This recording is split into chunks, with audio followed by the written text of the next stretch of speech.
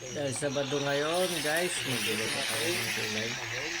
Alam natin ang tanghalian. Yan. Prito tayo ng isda. Panahog natin sa gulay.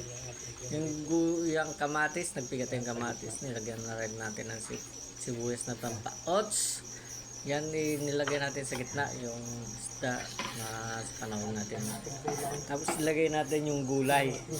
Yung gulay na yan ay mayroong okra, bunga ng malunggay, tsaka laman ng kamote. Malunggay at saka Yan, kamote. ipag-iwalay lang natin muna. Ilagay natin ng maayos para magandang pagkakaluto. Nilagyan natin na ngayon yan ng bagong. Yung bagong na yan, meron na rin Lagyan ko tubig.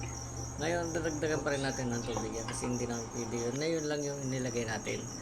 Ngayon yan na. Luto na siya. Pwede na natin kainin yan. Sige guys. Kain na tayo guys. Yan na.